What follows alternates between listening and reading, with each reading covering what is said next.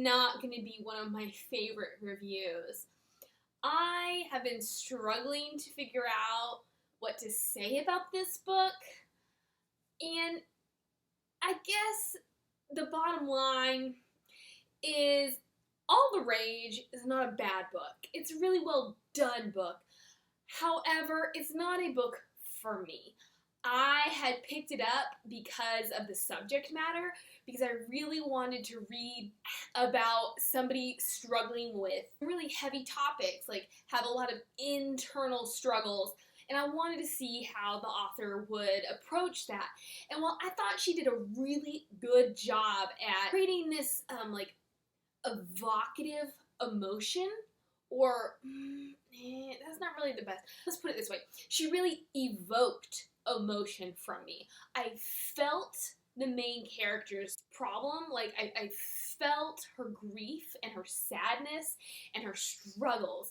But past that, I think my first problem comes in because the summary of the book is not actually what the book is about. So it was very misleading, and then I had a lot of issues with the main character because, again, the book does not go along the route you think it's going to go. Even the route that it does go along, I felt like there was a lack of development. So I had a really hard time connecting with the character because initially I forgave the shortcomings because she had gone through some trauma.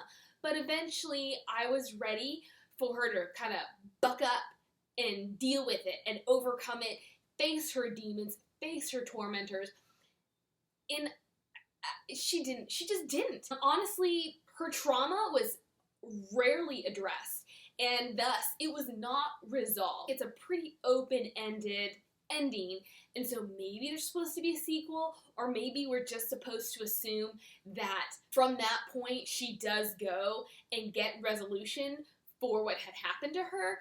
But in the book, there's no character arc, there's no resolution to the problem that instigated her issues, and even the main plot, the main problem in the novel is kind of pushed to the background in order for us to focus on all of her issues, which on one hand is okay, because the book is about her, from her narrative standpoint, but in some ways, the main character was not our protagonist. Before I get into that, I'm going to read you the flap, and I'm going to actually tell you what the book was about.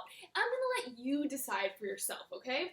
The sheriff's son, Kellen Turner, is not the golden boy everyone thinks he is, and Romy Gray knows that for a fact, because no one wants to believe a girl from the wrong side of town. The truth about him has cost her everything: friends, family, and her community.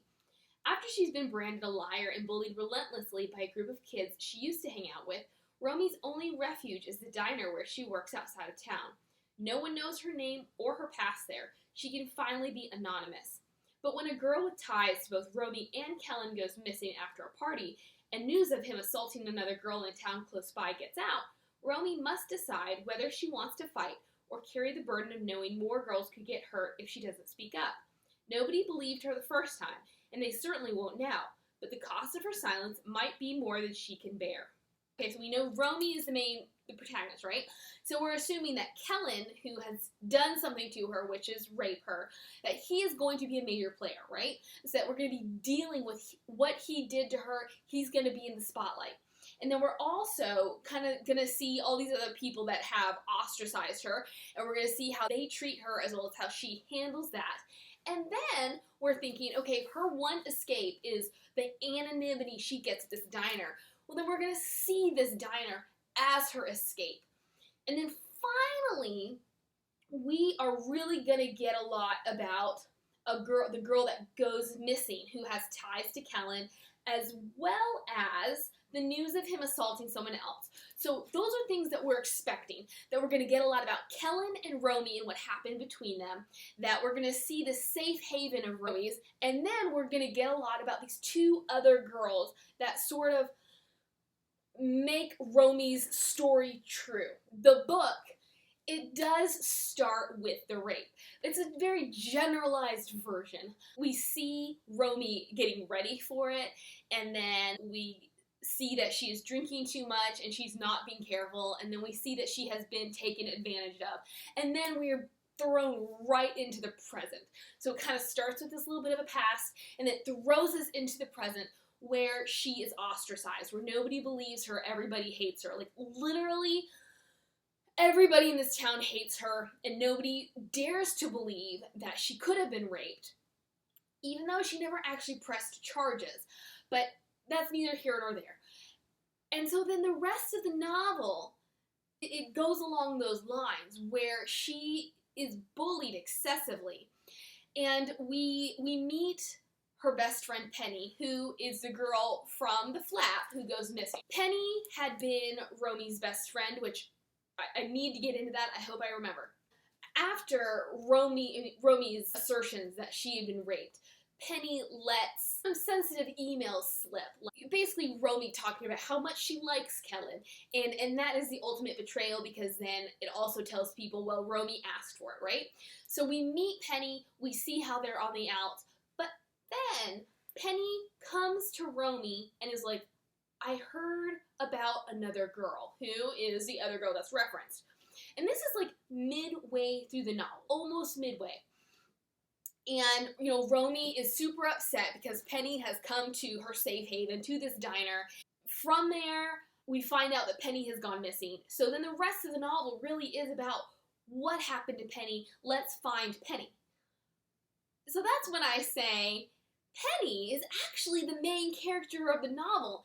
Even though Romy is our narrator, it's not really about Romy. It's kind of about Penny, because everybody is concerned about Penny. Still, the entire time Romy makes it about herself. She's like, well, if it had been me, would people have cared so much? So instead of like keeping the focus on Penny, Romy keeps the focus on Romy. At the very end, we find out who was responsible for what happened to Penny. Through that, Romy decides to go find the girl who had been assaulted by Kellen. Do those two sound like the same story? Not at all. Like, this is not about Romy kind of clearing her name and really getting people to believe her about being raped. This is not about Romy having two other people enter the picture who can help her clear her name. This is about Romy dealing, and let me clarify, I am not downplaying the rape at all. I think that Summers, that was the strongest part of this novel. Her depiction of what Romy went through, it is mind-blowing. Like, all these little blurbs about what people say about this. Unflinching and powerful. It really is. All the things that people say about this novel are true. I'm just saying, what you think you're gonna read and what you actually read are not the same thing. Because it's not about Romy getting vindication for what happened to her, or even moving past what happened to her. It's all about somebody else has gone missing, but Romy is focused right here. And so we really don't get what we should about the missing girl. So it just really bothered me that what I thought I was getting was not what I was getting. And what I did get, I thought was underwhelming. I was actually really exhausted emotionally, because as I said, there is Summers just really gets in there, and you get so tired of all the things that Romy has to deal with. That's the positive exhaustion, if you will. The negative of that is there were rarely any moments where I felt a reprieve, where I felt like Romy made headway, where I felt like Summers gave us just a little bit of breathing room. And a lot of that has to do with the writing style, which it's kind of like in the beginning where I was willing to give Romy grace.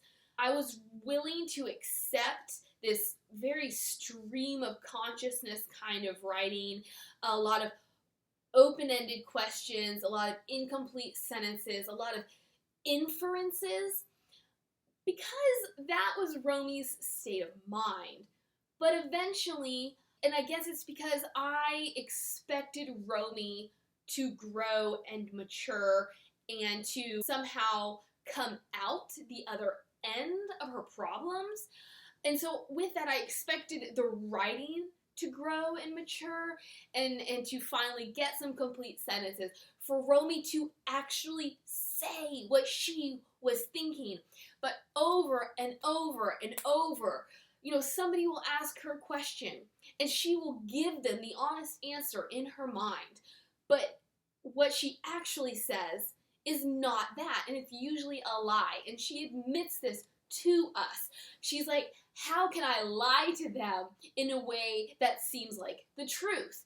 And I'm like, how is she going to heal? How is she going to get past any of her problems if she doesn't let herself get past her problems? Like, if she doesn't let people help her. And so it was exhausting mentally and emotionally, and eventually I started skipping because I felt like her chapters achieved nothing. And they were very short chapters. Like, sometimes they get a little longer, but on average they were like 3 or 4 pages long. And so it does help you get through it quicker, but I was just like, okay, this is 2 pages of nothing. Of Romy essentially kind of whining and complaining and bemoaning what's happening to herself in relation to what's going on with Penny. And I'm just like, why do I need this? Like, that's a huge issue for me. Like I said, sometimes I wanted a little bit of breathing room. So I would have been okay if these seemingly unrelated chapters were giving me the breathing room, but they weren't. So one place that I actually marked, after Penny has gone missing, missing posters are made, and Romy takes them to work, and she's putting them up, and then she's leaving, and this guy in a truck pulls up, and he's like, oh, aren't you a little young? Is it a little dangerous for someone like you to be outside by yourself? And she ignores him, and then not too much longer later, he comes back to the restaurant, and she's like, oh, I recognize you.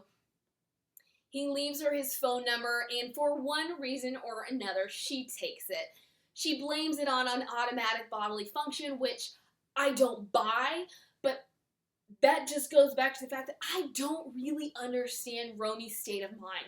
I don't understand why she does anything, because I don't feel like she does anything with a purpose. And maybe that's what happens after someone gets raped and doesn't get help, that they just kind of go on autopilot and they stop caring about anything. Anyways, she takes the number, she has a fight with another character, and then she just decides, I honestly, I don't know why she chooses to call him, but she does. And so this is where we're picking up. She has called him, and at the very beginning of the novel, so we had opened up with this past scene of the rape, and then it jumps into her crawling along some road, and it took me a little bit of time to figure out what had happened, because the only indication that there is a change in time is the format, the font.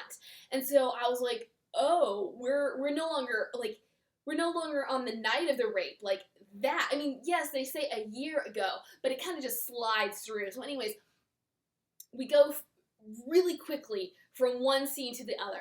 So now she has decided for some reason to return to this road to meet this man. And I'm thinking, maybe this guy has answers. Like, maybe there's a purpose for him. She has called him, and she's waiting. So she's saying, I wait, listening, I wait, tracing letters on my stomach, I wait. And then I hear it, the truck ahead of me. The truck slows, grinds to a halt, and then it's just the sound of the engine idling. I dig my fingers into the dirt. I dig them there, anchoring myself to it, while the truck stays where it is, its driver inside. Maybe someone nice. Maybe someone finally come to finish what's been started. I don't care, as long as it's finished. My heart beats frantically in my chest. Her heart beats frantically in my chest. the engine cuts, and I scramble to my feet, stumbling past my bike. I leave it there and move down the bank as fast as I can, trying for the trees before he gets out of his truck.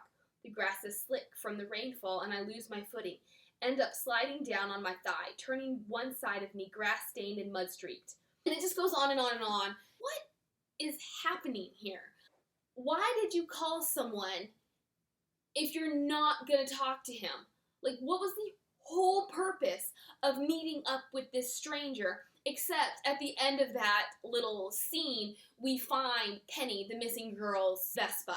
So now we sort of know where things went down with her. And since things went down with her in the same place that we initially found Romy, well, maybe they're connected. There's just all these things, these little chapters where there's not complete thoughts, there are not complete sentences, there's really no explanation about what's going on in Romy's head, how any of it has to do with anything else. If that part of the novel is here, I started skipping or skimming about here. Or not even, like maybe right after midway. There's just one point where I started finding myself while reading chapters saying, why do I care? There's another character in the book named Leon, who is a love interest for Romy. They work together at the diner. You know, I'm going to say she has reservations about it. But I do not know, honestly, how she feels about him because she's so traumatized from this rape by Kellen. And I guess everything that happened afterwards and the way everybody betrayed her and treated her and ostracized her. I don't know if she does like Leon or if she's trying to use him as some kind of escape. She is so screwed up that you really can't get a sense of what she wants because she will not physically let him close to her because it triggers her, which I'm not saying anything against that. But it's kind of like, what do you want from someone that you won't even let close to you? You know, you don't want people to see you with. You can't emotionally invest in them. So Leon has invited her. His sister is pregnant. So he invites her to some, like, baby party for his sister. And the sister and the pregnancy kind of are threaded throughout. But eventually I was like, so what does that have to do with anything in the story? Because I felt like Leon was kind of a throwaway character. As much as I liked him, he was really the one breath of fresh air in the novel. He was the one uplifting character who saw the good in Romy, really tried to help her and get to the bottom of things, and was like, you know what? I'm not going to push you. You have things that you're not ready to tell me, but I'm here to listen when you are ready. So I liked Leon, but as a character, I did not understand what his purpose was in the book because I don't feel like he pushed her towards any sort of healing or any sort of resolution. And then we add into it his sister and her pregnancy, how eventually the pregnancy is overdue and the sister has all these feelings about it, and then eventually she does give birth and blah blah blah. I'm like, this doesn't do anything for Romy. This is Leon's storyline, but Leon really doesn't even have that much to do with Romy's storyline, except that he's supposed to be some kind of a love interest, but the love interest aspect has no effect on Romy's character arc. If you read Sarah Dessen, a lot of times her protagonist has emotional issues, and then she meets the boy, and the boy helps to change her perspective. Leon does not do this for Romy. He's not changed her perspective. I think, honestly, by the end of the book, they're like kind of broken up because Leon's had enough. He's like, you won't tell me the truth, and you're just using me. What she's using him for, I don't know. But I think they actually end up not even together. So I was like, what was his purpose? So what was the purpose of anything to do with his sister and his sister's pregnancy except to take up space in my brain? So yeah, like eventually I just started skimming through those because they were not helping Romy to grow, to change, to move forward. Let me talk about the plot a little bit. I did get into it. It's a year after she has been raped. She has told people that she was raped, but she never officially filed charges. By this point in the novel now, this year after, she has no friends. Literally, everybody in the town hates her, which, please tell me, how is that possible? Like, how small does your town have to be that nobody will believe when a girl cries rape? Except for her mother and her mother's boyfriend. Nobody believes her. And everybody automatically hates her because they think she's defaming the sheriff's son. Anyways, so, she's struggling with this and all of the torment that her peers are inflicting on her. And that, guys, like, if you really want to find people to hate, read this book. Summers, she just hit the bullying nail on the head. I have never read anything so traumatizing in my life. Like, I cannot believe kids are really that awful. And so, Romy, we have a little bit of an instance with Penny in the gym, in the locker room, where she's like, is Penny actually standing up for me? Is she not? But then we don't get a whole lot of Penny until Penny shows up at the diner. It's kind of like she's questioning Romy. Like, did it really happen? And because now she's wondering, did she get it wrong? Was Romy telling the truth? An olive branch that she's extending to Romy, but Romy completely rejects her. So there's this thing at school, it's a town tradition, essentially. It's called Wake Lake, where the teenagers, there's this one night where they all go to the lake and get trashed, like blitzed out of their minds. It's kind of like what happens in Vegas stays in Vegas. What happens at the lake, not necessarily stays at the lake, but it's allowed. And nobody gets in trouble, nobody gets reprimanded, nobody tells them, hey, maybe you shouldn't do this. Be as dangerous as you want, have as much unprotected sex as you want, do as many drugs as you want, be as dangerous as you want.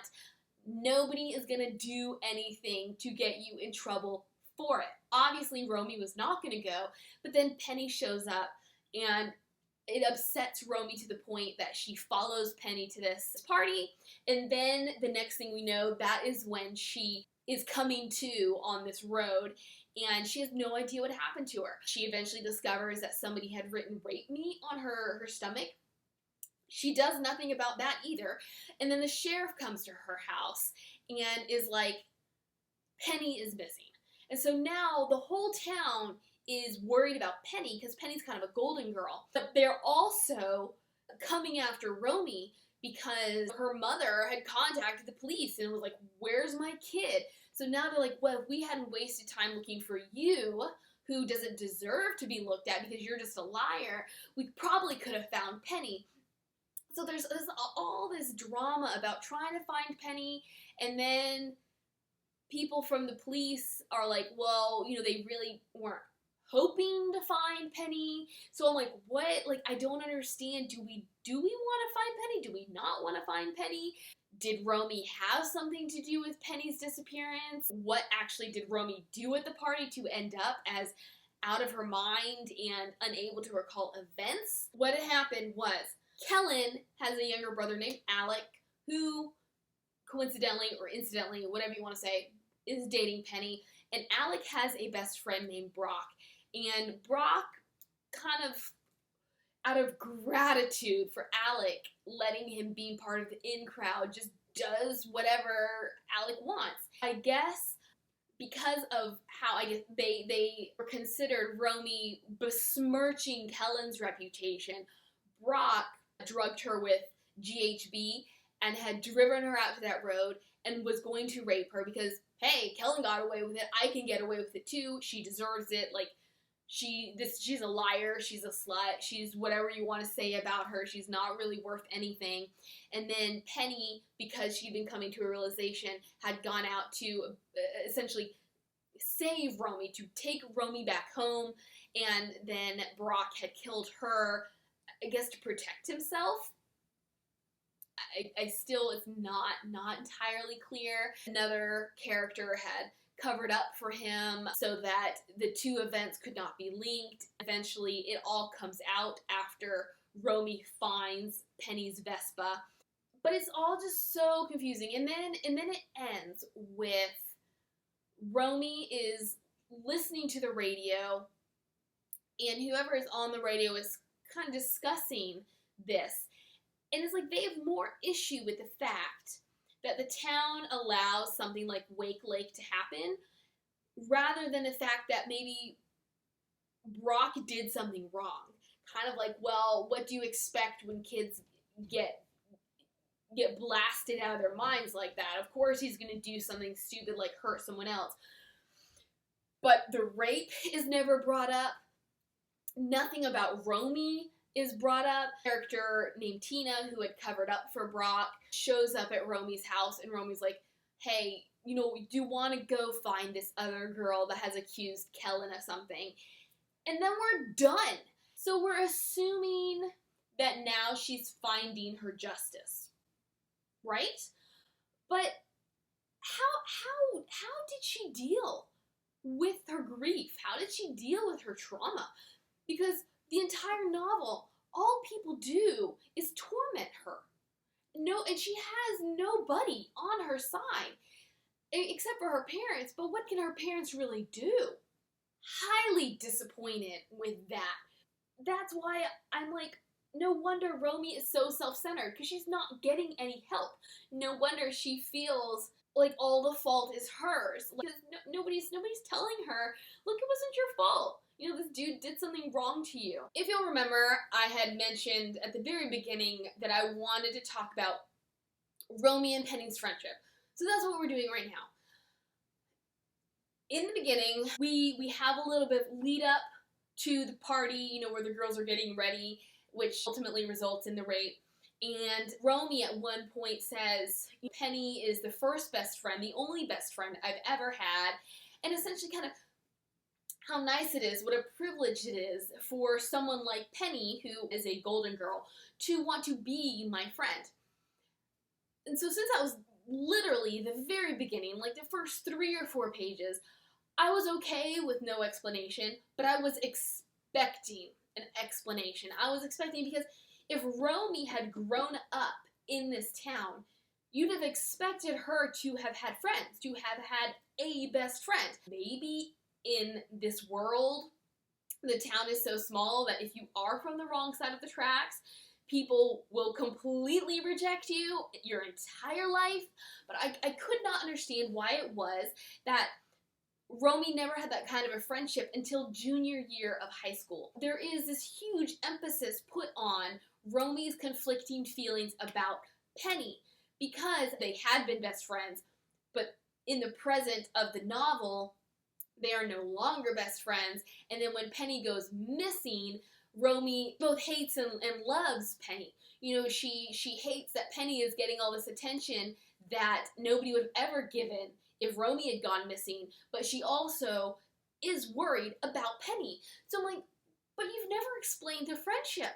You never explained why all of a sudden they are best friends.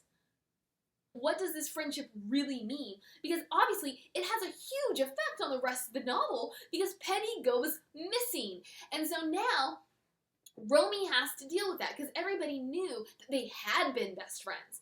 And there's this whole guilt trip that her classmates lay on her, because they're saying, essentially, it should have been you. You know, aren't you gonna help us? Oh, well, like, what are you doing here trying to help us? So there's this huge push and pull, you know, it creates great tension, but it does drive Romy to do something that maybe she wouldn't have done, even though she wanted to do it, because she does have a deep-seated love and loyalty for a girl who used to be her best friend, and possibly had started to believe her about the whole rape accusation. I couldn't help wondering sometimes, like, was the friendship a false friendship?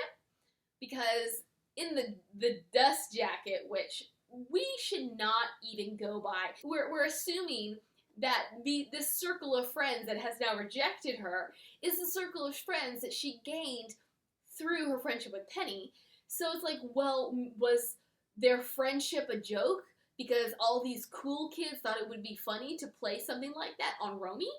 I don't know, but that was a huge hole for me. So if you could explain that to me, I'd be super appreciative. I just didn't care for this novel. Please don't let that discourage you. These are just the things that bothered me, because all the rage, which I don't understand where the title came from. Is it because she was full of rage? Maybe she was, but we still, it was all internalized. You know, I'm just so conflicted with this book because I just don't understand it. This is probably the best book I've ever read that addresses rape and the aftermath of rape and the emotional trauma that comes with it. And even, like, in her town, the way people will treat someone who accuses another member of society, especially someone who has higher standing, of rape. So I think that was all done really well. But again, that's not what the book was about. It really wasn't. It was about something else entirely, all within the context of her emotional trauma. I would recommend it just to feel something. It's not a book I would read again. It was a book that I struggled to finish because eventually I felt like it wasn't moving forward, that it was just a bunch of stagnant scenes. But, you know, the book is written, and that's that, so you get what you get. I hope this was a satisfying review for you. It was a very difficult review for me. It's easy to point out the flaws in a book that truly has flaws, and it's just not a good book. But it's hard to talk about flaws in a book that isn't really flawed, that, you know, I can objectively tell you it is not my kind of book. But everything in it that I had an issue with was subjective. A lot of people are not going to have the same issues with the contents, except for the fact that we can all agree this is not what happened here. So, whoever wrote the blurb needs to be fired, okay? Because it's not about that at all. Until next time, bye.